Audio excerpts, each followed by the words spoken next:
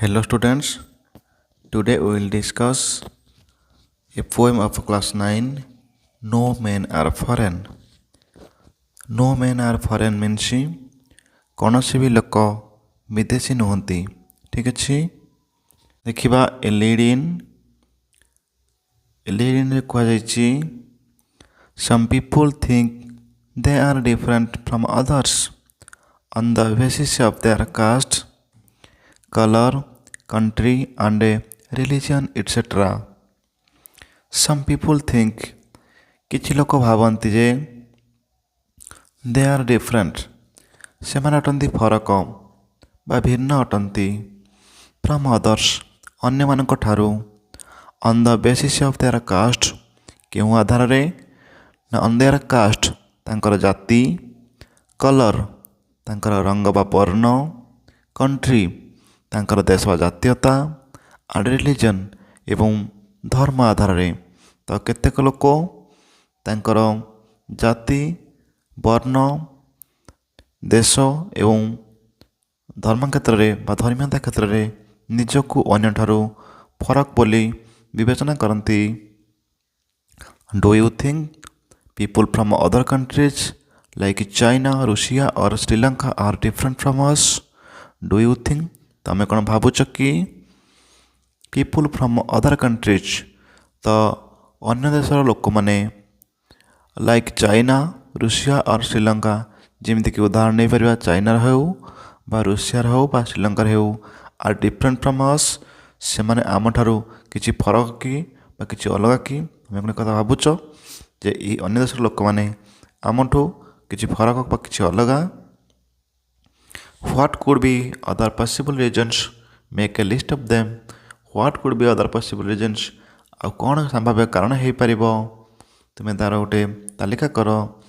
କାରଣ ଆମେ ବେଳେବେଳେ ଆମର ଜାତି, ଧର୍ମ, ବର୍ଣ୍ଣ, ଭାଷା, ସମ୍ପ୍ରଦାୟ ଭିତରେ ଆମେ ନିଜକୁ ଅନ୍ୟଠାରୁ ଫରକ ବା ଅଲଗା ବୋଲି ବିବେଚନା କରିଥାଉ। ଠିକ୍ ଅଛି, ମାତ୍ର ଏ ସମସ୍ତଙ୍କ ଶରୀର ଭିତରେ ଥିବା ଆତ୍ମା ସମାନ ଏବଂ ସମସ୍ତେ ସମାନ ପ୍ରକାର ମାନବ ବୋଲି କୁହାଯାଇଛି। ଧର୍ମ ହେଉଛି ଗୋଟିଏ, ତାହା ହେଉଛି ମାନବ ଧର୍ମ। ତେଣୁ ସମସ୍ତ ମଣିଷ ସମାନ, ସମସ୍ତଙ୍କର ଦୁଃଖ କଷ୍ଟ ବା ଆନନ୍ଦ ନିରାନନ୍ଦ ସମସ୍ତଙ୍କୁ ସମାନ ଅନୁଭବ ହୁଏ। ତେଣୁ ସମସ୍ତେ ସମାନ ବୋଲି ଏଠି କବି କହିଛନ୍ତି। All men are similar and the part of the same brotherhood. All men are similar ଏ ସମସ୍ତ ଲୋକମାନେ ସମାନ ଅଟନ୍ତି and the part of same brotherhood ଏହି ସମାନ ବିଶ୍ୱଭାତୃତ୍ୱର ଏକ ଅଂଶୀଦାର ଅଟନ୍ତି। କାରଣ ଆମର ଯେଉଁ ପୁରାତନ ଶାସ୍ତ୍ରରେ ବା ଉପନିଷଦରେ କୁହାଯାଇଛି ବସୁଧୈବ କୁଟୁମ୍ବକମ୍, ଏ ବସୁଧା ଉପରେ ବା ଏ ଧରିତ୍ରୀ ଉପରେ ବାସ କରୁଥିବା ସମସ୍ତ ଲୋକମାନେ ଗୋଟିଏ କୁଟୁମ୍ବ ବା ଗୋଟିଏ ପରିବାର ଭଳି ସମସ୍ତେ ଜଣଙ୍କଠାରୁ ସୃଷ୍ଟି ହୋଇଛନ୍ତି। ତେଣୁ ଆମେ ବିଶ୍ୱଭାତୃତ୍ୱ ନୀତିରେ ବାସ କରିବା ଉଚିତ, ଆମ ଭିତରେ ଏକତା ଜାରି ରହିବା ଉଚିତ। ଆମେ ସମସ୍ତେ ଭାଇ ଭାଇ ଏହିଭଳି ନୀତିକୁ ଆପଣେଇଲେ ଦେଶ ନୁହେଁ ସାରା ବିଶ୍ୱରେ ଶାନ୍ତି ବଜାୟ ରହିବ ଏବଂ ଆମେ ପରସ୍ପର ବିରୁଦ୍ଧରେ ଯୁଦ୍ଧ ଘମାଘୋଟା କେବେ ଆସିପାରିବ ନାହିଁ ବୋଲି କବି ଏଠି କହିଛନ୍ତି। ଠିକ୍ ଅଛି, ସେ କହୁଛନ୍ତି ଆମେ ସମସ୍ତେ ସମାନ ଅଟୁ and the part of same brotherhood ଏବଂ ସମସ୍ତେ ସେହି ସମାନ ବିଶ୍ୱଭାତୃତ୍ୱର ଅଂଶୀଦାର ମଧ୍ୟ ଅଟନ୍ତି। କାରଣ ସମସ୍ତଙ୍କୁ ନେଇ ହିଁ ବିଶ୍ୱଭାତୃ ସୃଷ୍ଟି ହୋଇପାରିବ। There is an essential unity of a human race despite all differences we can think of. There is an essential unity. Essential means ଅତ୍ୟାବଶ୍ୟକ। There is an essential unity ଗୋଟିଏ ଏକତାର ଅତ୍ୟାବଶ୍ୟକ ରହୁଛି। କେଉଁ ଏକତା? of human race ମାନବ ପ୍ରଜାତି, ମାନବ ପ୍ରଜାତିକୁ ନେଇ ଯେଉଁ ଏକତାର ଆବଶ୍ୟକତା ରହିଛି। Despite ସତ୍ତ୍ୱେ all differences we can think of ଆମେ ଭାବୁଥିବା ବା ଆମେ ଭାବିପାରୁଥିବା ସମସ୍ତ ଫରକ ବା ପ୍ରଭେଦ ସତ୍ତ୍ୱେ, ଠିକ୍ ଅଛି, ଆମେ ଭାବିପାରୁଥିବା ସମସ୍ତ ପ୍ରଭେଦ ସତ୍ତ୍ୱେ ଗୋଟିଏ ମାନବ ଜାତିର ଏକତାର ଆବଶ୍ୟକତା ରହିଛି, ଅତି ଆବଶ୍ୟକ ରହିଛି ବୋଲି ଏଠି କବି କହିଛନ୍ତି। ଅର୍ଥାତ୍ ଆମର ଯେଉଁ ଭିନ୍ନ ବା ଫରକ ବା ପ୍ରଭେଦର ଭାବନା ଅଛି, ଏ ସମସ୍ତ ପ୍ରଭେଦ ଭାବନା ସତ୍ତ୍ୱେ ଆମର ମନୁଷ୍ୟ ଜାତିର ସମସ୍ତଙ୍କ ଭିତରେ ଏକତା ଦୃଢ଼ୀଭୂତ ହେବା ଉଚିତ ବୋଲି ସେ କହିଛନ୍ତି। We are the children of the same God. ଆଉ କ'ଣ କହିଛନ୍ତି ନା we are the children ଆମେ ଅଟୁ ସମସ୍ତେ ତାଙ୍କର ସନ୍ତାନ। କାହାର? ଦ ସେମ୍ ଗଡ଼, ତାମାନେ ଆମେ ସମସ୍ତେ ଏକ ଈଶ୍ୱରଙ୍କ ସନ୍ତାନ ଅଟୁ ବୋଲି କହିଛନ୍ତି। He has made us equal he has made us, ତ ହି ମାନେ ଈଶ୍ୱର, he has made us equal, ସେ ଆମ ସମସ୍ତଙ୍କୁ ଏକ ଭଳି ଗଢ଼ି ତୋଳିଛନ୍ତି। And the same blood flows in every human body, and the same blood, ଏ ସମାନ ପ୍ରକାର ରକ୍ତ ମଧ୍ୟ ପ୍ରବାହିତ ହେଉଛି ଇନ୍ ଏଭ୍ରି ହ୍ୟୁମାନ୍ ବଡ଼ି, ପ୍ରତ୍ୟେକ ମାନବ ଶରୀରରେ। କାରଣ ରକ୍ତର ଗ୍ରୁପ୍ ଯେଉଁ 4ଟି ଅଛି, ତାହା ଇଣ୍ଡିଆ ହେଉ କି ପାକିସ୍ତାନ ହେଉ କି ବାଂଲାଦେଶ ହେଉ କି ଆମେରିକା, ଇଂଲଣ୍ଡ ବା ଫ୍ରାନ୍ସ, ଜାପାନ ହେଉ, ଏ ସମସ୍ତଙ୍କ ମଧ୍ୟରେ ସେ ସମାନ ପ୍ରକାର ରକ୍ତ ପ୍ରବାହିତ ହେଉଛି ବୋଲି କହିଛନ୍ତି। We feel pain or pleasure, tears and smiles in the same way. We feel pain, ଆମେ ଯନ୍ତ୍ରଣା ଅନୁଭବ କରୁ, ଅର୍ ପ୍ଲିଜର୍, କିମ୍ବା ଆନନ୍ଦ ଅନୁଭବ କରୁ। ତ ଆମ ପାଇଁ ଆନନ୍ଦ ହେଉ ବା ବିଷାଦ ହେଉ, ଏ ସମସ୍ତ ଅନୁଭବ ସମାନ ହୋଇଥାଏ। କାରଣ କଷ୍ଟ ହେଲେ ଆମେ ମଧ୍ୟ କାନ୍ଦିବା, ବିଦେଶୀ ଲୋକମାନେ ମଧ୍ୟ କାନ୍ଦିବେ, ଅନୁଭବ ସମସ୍ତଙ୍କୁ ସମାନ ହିଁ ହୋଇଥାଏ। Tears and smiles in the same we, ସେହି ସମାନ ନିୟମରେ ଲୁହ ଏବଂ ଖୁସି ମଧ୍ୟ ଆସିଥାଏ। ଖୁସିରେ ସମସ୍ତେ ଖୁସି ହେଉ, ଦୁଃଖ ହେଲେ ସମସ୍ତେ ହିଁ ଦୁଃଖିତ ହୁଅନ୍ତି। ଠିକ୍ ଅଛି, ତେଣୁ ଏଥିରେ କୌଣସି ପ୍ରଭେଦ ନଥାଏ। ଦେଶ ଭିତରେ ବା ଜାତି ଭିତରେ ଦୁଃଖ ସୁଖକୁ ନେଇ କୌଣସି ପ୍ରଭେଦ ନଥାଏ ବୋଲି କବି କହୁଛନ୍ତି। ତ ଲେଟ୍ସ ରିଡ୍, ଚାଲ ପଢ଼ିବା ଦ ଫଲୋଇଂ ପୋଏମ୍, ଏ ନିମ୍ନରେ ଥିବା କବିତାଟିକୁ। To learn more about, to learn ଶିଖିବା ପାଇଁ ବା ଜାଣିବା ପାଇଁ, ମୋର୍ ଏବାଉଟ୍ ଅଧିକ କେଉଁ ସମ୍ପର୍କରେ, ନା ହାଉ ପିପୁଲ୍ ଆର୍ ଦ ସେମ୍ ଏଭ୍ରିୱେୟାର୍, କିପରି ଲୋକମାନେ ସମାନ ଅଟନ୍ତି ସବୁ ସ୍ଥାନରେ, ଏଭ୍ରିୱେୟାର୍ ସବୁଆଡ଼େ ସମାନ ଅଟନ୍ତି ବୋଲି କୁହାଯାଇଛି। ମାନେ why they belong to one humanity, ଏବଂ ସମସ୍ତେ କେମିତି ଏକ ମାନବିକତା ବା ଏକ ମାନବତ୍ୱ ନୀତିରେ ଚଳୁଛନ୍ତି। ଠିକ୍ ଅଛି, ପ୍ରତ୍ୟେକ ୱାର୍ଡ଼କୁ ମୁଁ ପାର୍ଟ ପାର୍ଟ କରି ବୁଝାଇ ଦେବି, ଯେମିତି ତୁମର କିଛି ବି ଡାଉଟ୍ ରହିବନି। ଠିକ୍ ଅଛି, ଦେଖ ଏଠି ଆରମ୍ଭ ହୋଇଛି ଆମର ଟେକ୍ସଟ। ଫାର୍ଷ୍ଟ ଷ୍ଟାଣ୍ଡରେ କ'ଣ କୁହାଯାଇଛି ନା remember no men are strange, no countries foreign, beneath all uniforms a single body breathes like ours, the land our brothers walk upon is the earth like this, in which we all shall lie. Remember, no men are strange. Remember, ମନେ ରଖ ଯେ no men are strange, strange ଅପରିଚିତ, ଅଜଣା। ତ ଠିକ୍ ଅଛି, no men are strange, କୌଣସି ବି ଲୋକ ଅପରିଚିତ ନୁହନ୍ତି ବା କୌଣସି ବି ଲୋକ ଅଜଣା ନୁହନ୍ତି। no countries foreign, କୌଣସି ବି ଦେଶ ବିଦେଶ ନୁହେଁ। ମନେ ରଖ ଯେ କୌଣସି ଲୋକ ଅଜଣା ବା ଅପରିଚିତ ନୁହନ୍ତି ବା କୌଣସି ଦେଶ ମଧ୍ୟ ବିଦେଶ ନୁହେଁ। ବିନିଥ୍ all uniforms a single body ବ୍ରେଥ୍ସ, ବିନିଥ୍ all uniforms, ଏ ସମସ୍ତ ପ୍ରକାର ପୋଷାକ ତଳେ, ବିନିଥ୍ ତଳେ, ଅଲ୍ ୟୁନିଫର୍ମସ୍, ଏଠି ସମସ୍ତ ପ୍ରକାର ବିଭିନ୍ନ ପ୍ରକାର ପୋଷାକ ତଳେ, ଏ ସିଙ୍ଗଲ୍ ବଡି ବ୍ରେଥ୍ସ, ଏ ସମାନ ପ୍ରକାରର ଶରୀର କ'ଣ କରୁଛି ନା ଶ୍ୱାସକ୍ରିୟା କରୁଛି। ତ ଆମର ବିଭିନ୍ନ ପ୍ରକାର ପୋଷାକ ହୋଇପାରେ, କିନ୍ତୁ ପୋଷାକ ତଳେ ଥିବା ଶରୀର ସମାନ ବୋଲି କୁହାଯାଇଛି। ଲାଇକ୍ ଆୱାର୍ସ, ଆମ ପରି, ଦ ଲ୍ୟାଣ୍ଡ ଆୱାର ବ୍ରଦର୍ସ ୱାଲ୍କ ଅପନ୍, ସେହି ଭୂମିରେ ମଧ୍ୟ ଆମ ଭାଇମାନେ ଚାଲନ୍ତି। ଆମ ଭାଇମାନେ ଫରେନର ଲୋକମାନେ, ବିଦେଶୀ ଯାହାକୁ ଆମେ କହୁଛନ୍ତି, ତାଙ୍କୁ ଆମେ ବ୍ରଦରହୁଡ଼ରେ, ବିଶ୍ୱ ଭାତୃତ୍ୱରେ ଭାଇ ବୋଲି କୁହାଯାଇଛି। ଲାଇକ୍ ଆୱାର୍ସ, ଆମମାନଙ୍କ ପରି, ଦ ଲ୍ୟାଣ୍ଡ ଆୱାର ବ୍ରଦର୍ସ ୱାଲ୍କ ଅପନ୍, ସେହି ଭୂମିରେ ଆମ ଭାଇମାନେ ମଧ୍ୟ ଚାଲୁଛନ୍ତି। ଇଜ୍ ଏର୍ଥ ଲାଇକ୍ ଦିସ୍, ଏବଂ ସେହିପରି ସେହି ଭୂମିରେ ମଧ୍ୟ, ଇନ୍ ହ୍ୱିଚ୍, ଯେଉଁଥିରେ କି ୱି ଅଲ୍ ସାଲ୍ ଲାଇ, ଆମେ ଦିନେ ଶୋଇଯିବା ବା ଆମେ ଦିନେ ସମାଧିସ୍ଥ ହୋଇଯିବା। ତ କୁହାଯାଇଛି କି ଯେଉଁ ଭୂମିରେ ଆମେ ଚାଲୁ, ସେମିତି ସେମାନେ ମଧ୍ୟ ସେହିଭଳି ଭୂମିରେ ଚାଲୁଛନ୍ତି ବା କାର୍ଯ୍ୟ କରୁଛନ୍ତି। ଏବଂ ସେହି ଭୂମିରେ ମଧ୍ୟ ଯେମିତି ଆମେ ସମାଧିସ୍ଥ ହେବା ବା ଦିନେ ମରିଯିବା, ସେମାନେ ମଧ୍ୟ ଦିନେ ୱି ଅଲ୍ ସାଲ୍ ଲାଇ, ଆମେ ସମସ୍ତେ ସେହି ଭୂମିରେ ମଧ୍ୟ ଚାଲିଯିବା। ବା ଏଠି ମାଟିର ଶରୀର ଦିନେ ମାଟିରେ ମିଶିବ, ଏହି ମାଟି ହେଉଛି ସମାନ। ଦିନେ ସେମାନେ ମୃତ୍ୟୁ ପରେ ଯେଉଁ ମାଟିରେ ସମାଧିସ୍ଥ ହେବେ, ଆମେ ମଧ୍ୟ ସେହି ମାଟିରେ ସମାଧିସ୍ଥ ହେବା ବା ଆମର ଅନ୍ତିମ ସଂସ୍କାର ସେହି ମାଟିରେ ହିଁ ହେବ ବୋଲି କୁହାଯାଇଛି। ତେଣୁ ଏ ସମାନ ମାଟି ଉପରେ ସେମାନେ ଆମ ଭଳି କାମ କରୁଛନ୍ତି ଏବଂ ମଲା ପରେ ଆମରି ଭଳି ମଧ୍ୟ ସେମାନେ ସମାଧିସ୍ଥ ହେବେ ବୋଲି କୁହାଯାଇଛି। ତେଣୁ ଏଠି କେହି ହେଲେ ଅଜଣା ନୁହନ୍ତି, କେହି ହେଲେ ବିଦେଶୀ ନୁହନ୍ତି ବୋଲି କୁହାଯାଇଛି। ତ ସେକେଣ୍ଡ ସ୍ଥାନରେ ଦେଖିବା, ସେକେଣ୍ଡ ସ୍ଥାନରେ କ'ଣ କୁହାଯାଇଛି ନା they too aware of sun and air and water are fed by peaceful harvests, by wars long winter starved.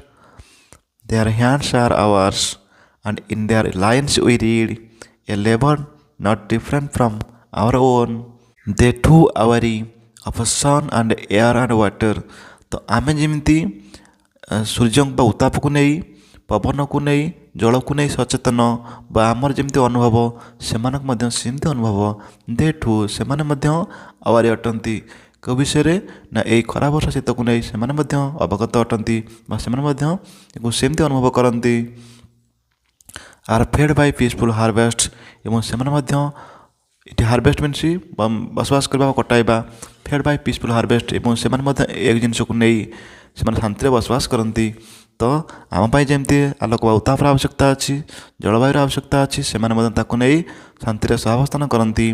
Bai wars long winter ଷ୍ଟାର୍ଭଡ କିନ୍ତୁ କ'ଣ ହୁଏ ଯେତେବେଳେ ଯୁଦ୍ଧର ଘମାଘୋଟା ଆସିଯାଏ, ୱାର ହେଇଯାଏ, ଲଙ୍ଗ ୱିଣ୍ଟର ଷ୍ଟାର୍ଭଡ ସତେ ଏମିତି ଦୀର୍ଘ ଦିନ ପାଇଁ ତାହା ପାଇଁ ଦୁଃଖ ଆଣିଦିଏ, ଅନାହାର ଆଣିଦିଏ। ଶୀତ ଦିନର କଷ୍ଟ ଭଳି ତାହା ପାଇଁ କ'ଣ କରେ ନା ତାହା ପାଇଁ ଅନାହାର ଦୁଃଖ ବିଷାଦକୁ ଆଣିଦେଇଥାଏ ବୋଲି କୁହାଯାଇଛି। ତ ଯେତେବେଳେ ଖୁସି ଥିବା ଆମେ ସମସ୍ତେ ଖୁସି ଥିବା, ଯେତେବେଳେ ଯୁଦ୍ଧର ଘମାଘୋଟା ହେବ ତ ତାଙ୍କୁ ଦୁଃଖ ଆଣିଦେବ, ଦୁଃଖ ମଧ୍ୟ ଆମକୁ ବି ଆଣିଦେବ, ସେହି ସମାନ ପ୍ରକାର ଦୁଃଖ ଆଣିଦେବ। Their hands are ours and in there lines we read. Their hands are ours ତାଙ୍କ ହାତ ମଧ୍ୟ ଆମ ପରି, ଇନ୍ ଦେୟାର ଲାଇନ୍ସ ୱି ରିଡ୍ ଏବଂ ତାଙ୍କଠୁ ଆମେ ମଧ୍ୟ କିଛି ଶିଖୁ। ଦେୟାର ହ୍ୟାଣ୍ଡସ୍ ଆର୍ ଆୱାର୍ସ ତାଙ୍କ ହାତ ମଧ୍ୟ ଆମ ପରି, ଅର୍ଥାତ୍ ଆମେ ଯେମିତି କାମ କରୁଛୁ ବଞ୍ଚିବା ପାଇଁ କଠିନ ପରିଶ୍ରମ କରୁଛୁ, ସେମାନେ ମଧ୍ୟ ସେମିତି କଠିନ ପରିଶ୍ରମ କରୁଛନ୍ତି। And in there lines we read ଏବଂ ସେମାନଙ୍କ ଲାଇନ୍ସରୁ ବା ସେମାନଙ୍କ ପାଠରୁ ଆମେ କିଛି ଶିଖୁଛୁ ଏବଂ ଆମ ପାଠରୁ ମଧ୍ୟ ସେମାନେ କିଛି ଶିଖୁଛନ୍ତି। ଠିକ୍ ଅଛି। A labour not different from our own କୌଣସି ବେଳେ ଶ୍ରମିକ ଫରକ ନୁହେଁ, ପ୍ରଭେଦ ନୁହେଁ ଆମ ନିଜଠାରୁ, ଅର୍ଥାତ୍ ଆମେ ଯେମିତି ଜୀବିକା ଅର୍ଜନ ପାଇଁ କଠିନ ପରିଶ୍ରମ କରୁଛନ୍ତି ସେମାନେ ମଧ୍ୟ ତାଙ୍କ ଦେଶରେ ସେମିତି କଠିନ ପରିଶ୍ରମ କରୁଛନ୍ତି। ଠିକ୍ ଅଛି। ତ ଜ୍ଞାନ ଏହା ହେଉଛି ବିଶ୍ୱବ୍ୟାପୀ ୱାର୍ଲଡ ୱାଇଡ୍। ତ ଏଥିରେ ମଧ୍ୟ ଆମେ ଜ୍ଞାନର ଯେଉଁ ଭାଗିଦାରିତା ଅଛି ତ ସେମାନେ ମଧ୍ୟ ଆମଠୁ କିଛି ଶିଖୁଛନ୍ତି, ଆମେ ତାଙ୍କଠୁ କିଛି ଶିଖୁଛନ୍ତି। ତେଣୁ ଆମେ କାହାକୁ ବିଦେଶୀ କହିପାରିବା ନାହିଁ, ସମସ୍ତେ ଉତ୍ତମ ସହସ୍ତର ସହଯୋଗ ରହିବା ଆବଶ୍ୟକ ବୋଲି କୁହାଯାଇଛି। 3 ନମ୍ବର ସ୍ଥାନରେ କ'ଣ କୁହାଯାଇଛି? Remember they have eyes like ours that wake or sleep and strength that can be won by love in every land is common life that all can recognise and understand. Remember ମନେ ରଖ ଯେ they have eyes like ours ତାଙ୍କର ମଧ୍ୟ ଆଖି ଅଛି ଆମରି ପରି, that wake ଯାହା ଜାଗ୍ରତ ହେବା ଉଠେ, ଅର୍ ସ୍ଲିପ୍ ଏବଂ ଶୁଏ, ଅର୍ଥାତ୍ ଆମର ଯେମିତି ଆଖି ଅଛି ଆମେ ଯେମିତି ଶୋଏ ଏବଂ ଉଠେ ତ ତାଙ୍କର ସେମିତି ଆଖି ଅଛି, ତାଙ୍କର ସେମିତି ମଧ୍ୟ ନିଦ ଅଛି, ସେମାନେ ଶୁଅନ୍ତି ଏବଂ ସେମାନେ ମଧ୍ୟ ଉଠନ୍ତି। And strength that can be won ଏବଂ ଶକ୍ତି ବା ସାମର୍ଥ୍ୟକୁ କ୍ୟାନ୍ ବି ଓନ୍ ଜିତା ଯାଇପାରିବ ବାଇ ଲଭ୍ ସ୍ନେହ ପ୍ରେମ ଦ୍ୱାରା ବୋଲି କୁହାଯାଇଛି। ତ ଯୁଦ୍ଧର ଘମାଘୋଟାକୁ ଛାଡ଼ି ତ ଆମେ ଯଦି ସ୍ନେହ ପ୍ରେମ ଦ୍ୱାରା ଶାନ୍ତି ଦ୍ୱାରା ଚାହିଁବା ତ କ'ଣ ହେବ, ସମସ୍ତ ଷ୍ଟ୍ରେଂଥ୍କୁ ଜିତି ହେବ, ସମସ୍ତ ସାମର୍ଥ୍ୟକୁ ଆମେ କେବଳ ସ୍ନେହ ପ୍ରେମ ଦ୍ୱାରା ଜିତିପାରିବା ବୋଲି କୁହାଯାଇଛି। In every land is common life that all can recognise and ଅଣ୍ଡରଷ୍ଟୁଡ୍।